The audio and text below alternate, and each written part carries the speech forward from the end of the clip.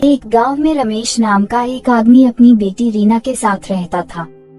कुछ सालों पहले रमेश की पत्नी की मृत्यु हो गई थी। रमेश और उसकी बेटी अकेले एक घर में रहते थे। रीना स्कूल जाती थी, रमेश घर का काम करता था और उसके बाद अपनी दुकान पर जाकर मिठाई बेचता था। रीना की क्लास में सोनाली नाम की एक लड़की पढ़ती थी। उसके पिता बहुत बड़े बिजनेसमैन थे। वो हमेशा रीना को परेशान करती थी और हमेशा उसे चिढ़ाती रहती थी। रीना पढ़ाई में बहुत होशियार थी। सोनाली पढ़ाई में ध्यान लगाया करो, तुम बिल्कुल भी नहीं पढ़ती हो। और रीना को देखो, इससे कुछ सीखो, इसकी तो माँ भी नहीं है, लेकिन फिर भी देखो पढ़ाई में कितनी होशियार है। ठीक है मैम, मैं आगे से ध्यान लगाकर पढ़ाई करूँगी। सभी बच्चे सोनाली पर हंसने लगते हैं। आज इस मिठाई वाली की वजह से मुझ पर सब हंस रहे हैं। मैं बहुत अमीर हूँ, तो मुझे पढ़ने की क्या जरूरत। इस मिठाई वाली से तो मैं बदला लूंगी। एक दिन रीना स्कूल जाती है। रास्ते में सोनाली अपनी दोस्तों के साथ खड़ी होती है। जब रीना अपनी क्लास की तरफ जा रही होती है, तो सोनाली उसे धक्का देकर गिरा देती है। अरे, तुम मुझे धक्का क्यों मार रही हो? मैं तुम्हारी शिकायत टीचर से करूँगी। अरे जा, मैंने तुझे कोई धक्का नहीं दिया, तू खुद गिरी है। देखकर चला कर, तुम सब बताओ, क्या मैंने इस मिठाई वाली को धक्का दिया? नहीं, सोनाली ने धक्का नहीं दिया। सुन लिया तूने, मैंने तुझे कोई धक्का नहीं दिया। अब तू जिसे चाहे उससे शिकायत कर दे, तेरी बात पर कोई यकीन नहीं करेगा।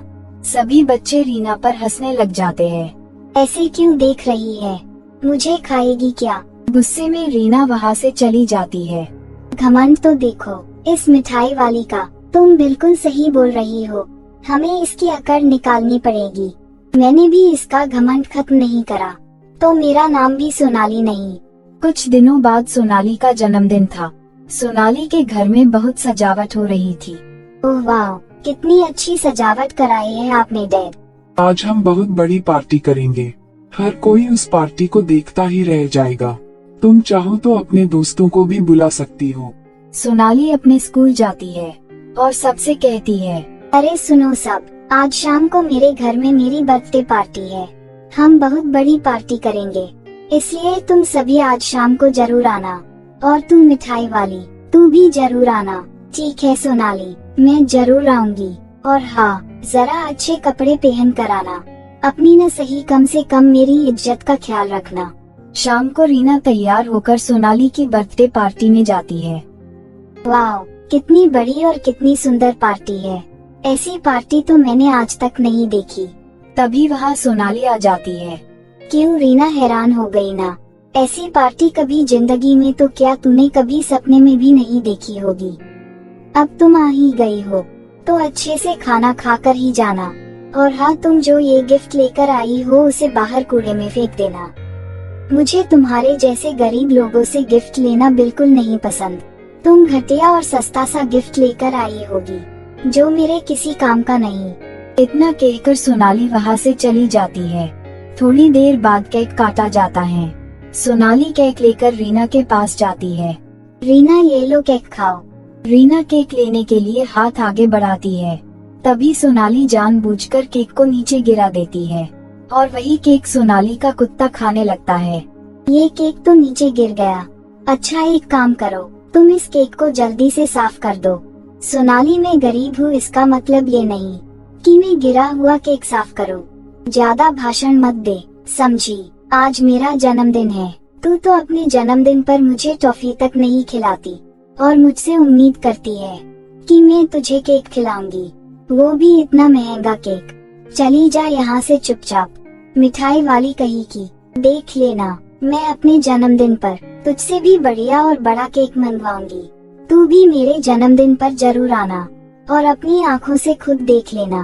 केक तो दूर की बात है, तेरे घर में पेस्ट्री भी आ जाए, वो भी बहुत बड़ी बात होगी।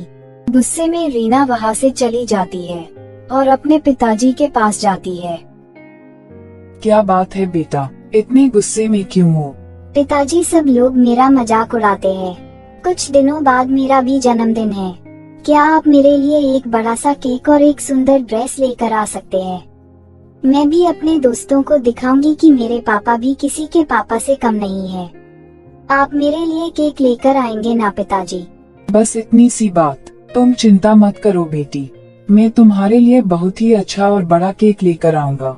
कुछ दिनों बाद स्कूल में सोनाली रीना से कहती है, ए मिठाई वाली, आज तो तेरा जन्मदिन है ना? तुझे अपनी शर्त याद तो है ना? हाँ मुझे सब याद है। आज मेरे पिताजी को बहुत सारी मिठाई का ऑर्डर मिला है। उसके बाद मेरे पिताजी बहुत सारे पैसे लेकर आएंगे और उन पैसों से मेरे लिए एक बहुत बड़ा केक लाएंगे।